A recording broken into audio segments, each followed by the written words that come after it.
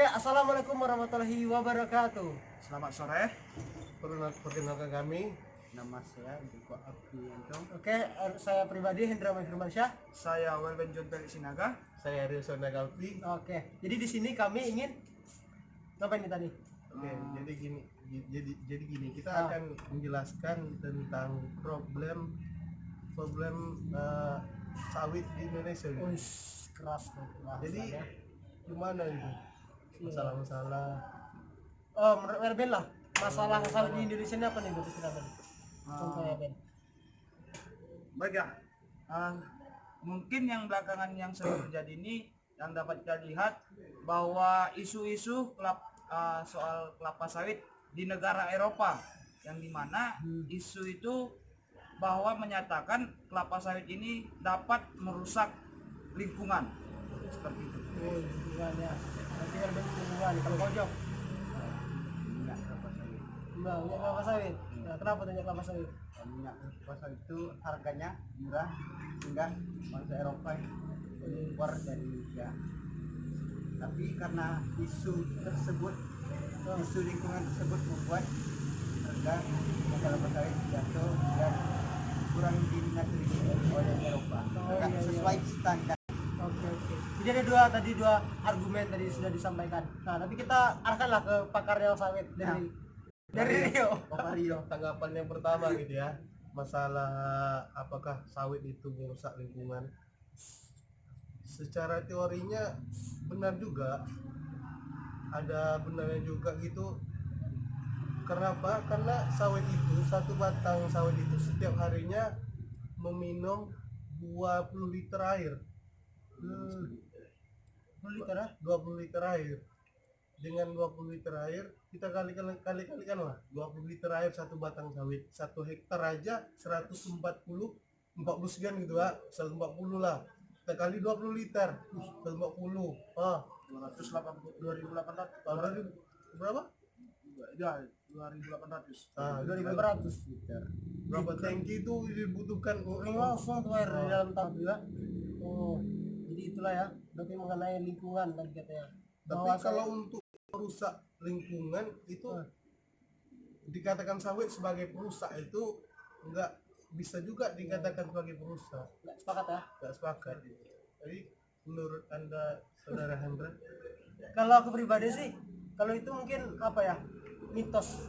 Jadi kalau misalnya memang benar-benar kalau disebutkan bahwasanya sawit itu nanti bahkan apa kering bisa jadi gurun, nyatanya sawit itu masuk ke Indonesia itu udah tahun 1800-an. Oh, iya Dan juga. dikembangkan pada tahun 1990 sampai sekarang nggak kering-kering juga gitu kan. Iya. Nah, jadi bisa jadi dari Eropa itu memang kayak apa namanya ya, trik ya. Oh, Nah, iya. jadi trik buruk untuk sawit biar sawit Indonesia tuh melemah gitu. Menurut saya gitu ya. Kayak lah kalau dari Welben lah. Ya menurut saya jadi saya pun melihat apa ya namanya literasi yang berhubungan dengan kelapa sawit. Memang di isu itu di balik isu itu ada suatu permainan yang dimana mungkin itu teknik Uni Eropa untuk menjatuhkan kelapa sawit Indonesia, yang dimana mereka lebih memilih minyak bunga matahari dengan minyak keledai mereka, kacang keledai. Aku mau cerita tentang kita ketahui bahwasanya Rohul itu sawit nomor 1, bisa dikatakan yang sawit terluas di dunia gitu kan. Kita ketahui Riau itu kan paling luas kebun sawitnya di dunia kan. Jadi yang terluas itu di Rohul gitu. Berbangga lah ya. Bangga lah gitu kan. Jadi di Rohul tuh terkadang harga sawitnya itu turun naik, itu bukan karena pemerintahnya, tapi karena petaninya yang menjual ke toke gitu. Tapi menurut kalian lebih bagus mana, petani langsung ke toke atau petani langsung ke pabrik gitu tanpa melalui toke? Mana lah menurut kalian? Menurut saya kita melihat si petaninya juga, apakah dia sanggup jika dia langsung memberikan kepada pabrik, yang dimana jika kita langsung mengantar pabrik itu kita harus banyak membutuhkan kita membutuhkan transportasi lagi, biaya tambahan itu ya, baru seperti biaya tenaga kerja kita juga kita pasti ada. Ya. Jadi menurut saya bisa aja dengan kita dengan toke pun bisa aja, tapi dengan membuat aturan yang dimana disepakati oleh petani dengan toke, yang dapat petani mendapat keuntungan dengan toke mendapat keuntungan, seperti itu. Seimbang itu ya, tapi ada hal timbal balik yang seimbang itu ya.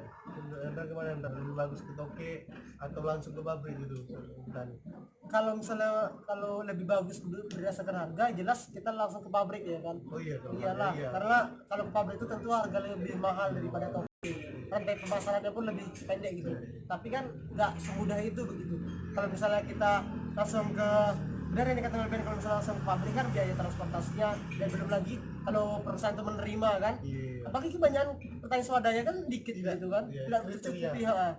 kan, bahkan di perusahaan itu SOP sendiri harus berapa storannya dan berapa kali gitu kan. Nah itu yang belum bisa terpenuhi oleh petani gitu. Kalau Jok, kalau menurut aku lebih baik ke toke aja. oke ya. Oke. Harusnya ke toke biar lebih cepat, lebih efektif dan Efektif. lebih mudah. Iya. Oh, lebih Kalau mudah. langsung kan biaya besar. Iya, besar. Petani kan tahu jalannya. Iya. Kalau banyak mending langsung langsung ke Yang pabrik. penting dapat langsung uang gitu ya. Itu kalau langsung cair. Kayak jiwa petani itu nampak kan dari Joko ya. Iya. Ayo Jok, dari kampung Joko apa sih kendalanya biasanya? Kalau kendala kalau misalnya harga, ketika buah anjlok harga tinggi. gitu Itu ya. sering kayak gitu. Giliran harga tinggi Buah buah dikit matre. ya. Oh. Itu sering terjadi. Jadi ketika harga Itu masalah itu ya. Realita itu. itu masalah juga. Yang salah kenapa giliran harga naik buahnya trek, itulah pas kali juga. Iya ya. Pandai orang tuh Jok. Iya. Cari Kalau momen. pas buah naik, harga naik kan banyak dapatnya.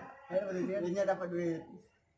Jadi gini Jok, sesuai dengan apalah secara teoritisnya kan, ketika permintaan naik maka supply itu Permintaan, supply itu permintaan. Ketika- Bukanlah demand lah permintaan, Iya, supply demand. penawaran. Iya kan. Iya kan, iya kan. Ya demand permintaan. Nah, ketika Supply permintaan penawaran. naik maka harga akan Dan harga akan apa? turun. Ketika penawaran sedikit sedikit harga naik. maka harga naik. Jadi gitu Jok, sesuai dengan Bener kan? Oke. Kita cross check lagi lah ya. Saya benar ada. Kalau misalnya daerahku ya, daerah itu apalagi ini hal gitu kan, banyak apa itu namanya, rawa-rawa kan, panik-panik. Jadi kendala utama itu apa? Transportasi ke pabrik gitu kan. Nah, jadi kita nggak bisa langsung ke mobil besar gitu kan. Jadi harus memang pakai pompong. Iya, Tapi kelapa kan kita berbicara sawit kan, daerah-daerah kan ada juga sawit gitu kan. Jadi itu kendalanya, jadi nggak bisa langsung ke mobil besar. Makanya tuh kalau di Nihil tuh lebih banyak lebih panjang rantainya. Jadi memang kalau dibandingkan tempat kawan-kawan mungkin lebih murah, jauh lebih murah kan. Demikianlah. 2 kali biaya transportasi. Iya, lebih banyak lagi. gimana men tempat sawit men? Kalau di tempat saya ya seperti di teman-teman juga sih. Ya Harga, masalah harga, kalau masalah transportasi mulus saja. Jalan-jalan di center itu sudah mulai bagus ya. Sejahtera lah ya. Dan kalau Ya mungkin itu kita pembahasan menarik di sore hari ini mengenai persawitan, di mana kita berbicara mengenai tentang daerah kita masing-masing dengan potensi dan kendalanya masing-masing begitu. Jadi tadi ada Rio dari Rohul, ada Joko dari mana Jok? Ada Melben dari center mungkin itulah pembahasan kita kali ini. Sekian dari kami. akhir kata Assalamualaikum warahmatullahi wabarakatuh. Wabarakatuh.